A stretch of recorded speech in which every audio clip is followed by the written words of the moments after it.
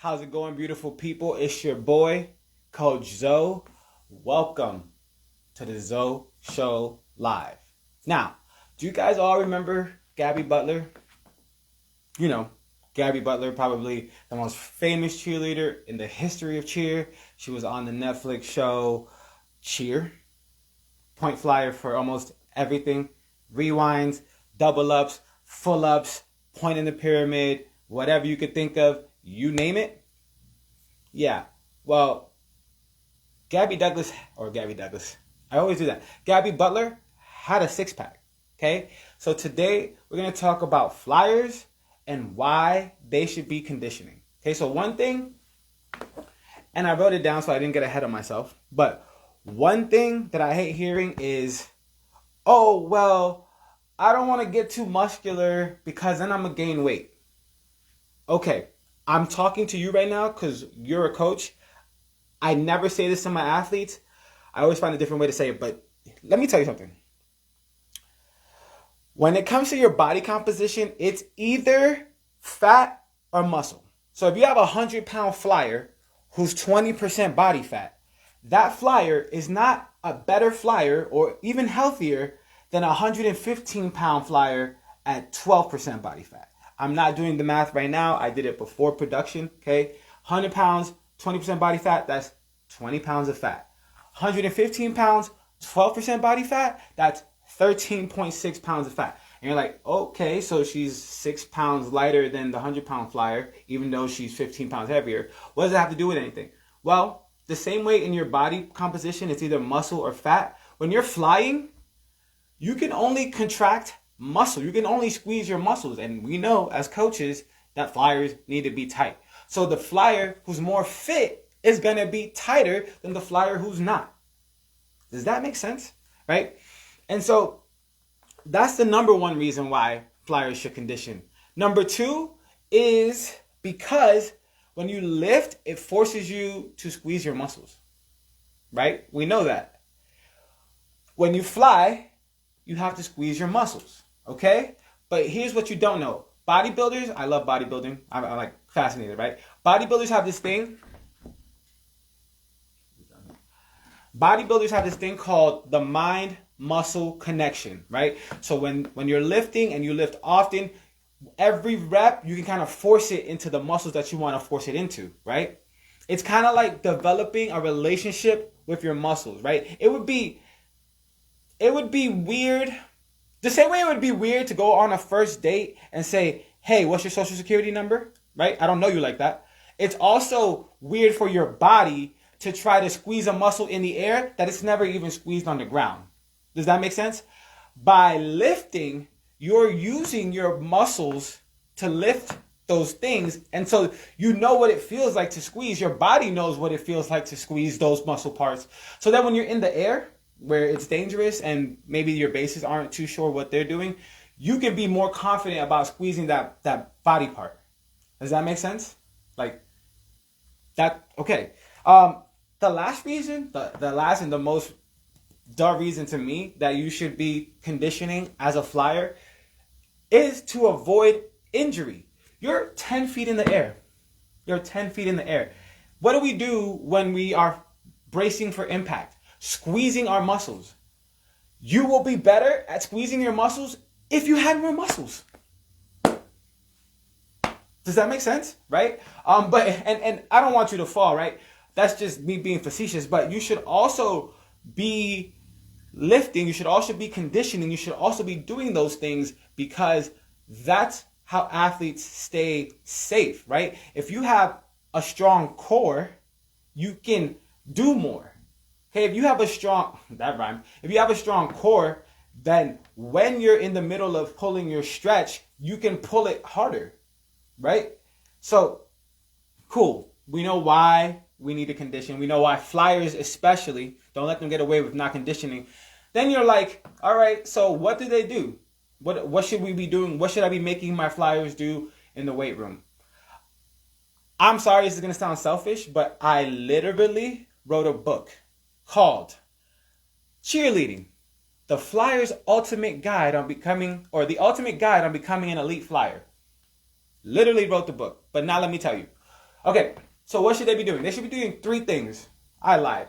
More than 3. First, they should be lifting weights, right? They should be in the weight room, not a lot. It shouldn't be their whole life. They don't have to spend a ton of time, but they should be in the weight room at least once a week, twice a week. And also, like, it also depends on the age, right? I'm talking about high school cheerleaders. They should be in the weight room at least twice a week, okay? Upper body, lower body, it's nice and easy, but get in there. Number 2 is plyometrics, okay? I always tell my flyers, right? You want to snap to, that's not even a motion. You want to snap to your leg. You want to just pull your body position. By doing plyometrics, that's going to help you get used to using those fast twitch muscles in your body. Guys, I want to tell, and I'm not the only one, right? None of us are just pure cheer coaches, right? We're cheer coaches and accountants. We're cheer coaches and operation managers. I just happen to be a cheer coach who's certified in bodybuilding and certified in personal training. So I like to put all these things together, right? But do your plyometrics so that you can hit your body position when it's time to hit your body position, and that's not foreign to you, okay? The next thing you should do is be training your balance, right? That's literally your job. So you should be doing drills on training your balance. And people are like, Coach, this sounds like an all-day thing. It's not an all-day thing. It should take you 60 minutes from doing your weight training, doing your balance training, doing your plyometrics. I'm not trying to take up your whole life, right? So we're going to train our balance, and we're going to train coordination. Coordination and balance kind of go hand in hand, but it's not the same thing. Really, what I want to see is can you move different body parts at the same time? One thing that I like to coach are ensembles. Oh my goodness, people get so messed up when they do an ensemble. So here's an ensemble, right? An ensemble, you're going to circle your arms behind you. You're going to jump out from 1 foot and land on 2, and then you're going to straight jump. That's literally an ensemble, but you have to put it all together, right? And that's where the coordination comes in, because they can't seem to circle and then jump back up, right? So practice coordination, practice balance. And then the last one, flexibility. If you're a flyer and you care about being good at being a flyer, you should be working on your flexibility every day. And people think that flexibility is like just stretching. No, my dear, no, my darling, right? There's a whole range. We need stability. Flexibility is part of it. And then we need, I don't know, it's in the book. I'm freestyling right now, but there's 3 parts to range of motion, right? And so train all 3 of those things when we're talking about flexibility. So how do we help our flyers? By helping them understand that training, lifting weights, is only going to make them better. And we need to disassociate the notion that being heavier is being worse. The scale is not having anything to do with it. Being a better flyer is better, right? I know women that I put in the air who were 145 pounds, which is not heavy, right? In real life, that's not heavy. Who are 145 pounds that I stunted with better than women who were 120 pounds, right? It's not just the weight. It's your ability to control your body.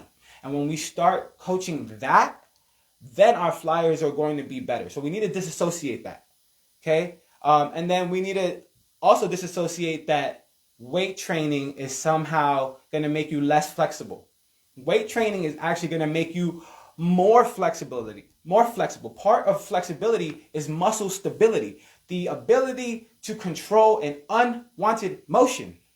If I'm pulling my stretch, praise the Lord, if I'm pulling my stretch, right, but I'm not strong enough to keep it up because I don't have the muscle in my leg, then my chest is going to fall and I'm going to fall out of the stunt. I'm really worked up about this. So, should flyers be conditioning? Yes. Should flyers be in the weight room? Yes. What else should flyers be doing? They should be doing plyos. They should be working on balance. They should be working on coordination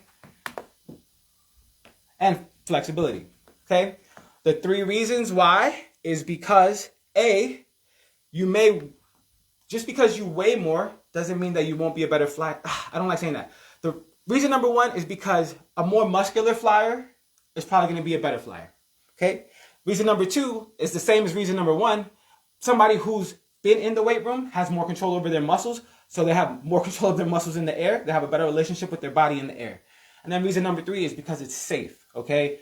Football players lift to be safe. Rugby players lift to be safe.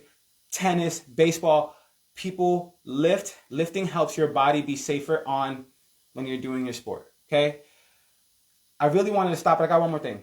A lot of cheerleaders will be like, well, I don't think we need to lift because cheerleading isn't a sport and lifting is for sports.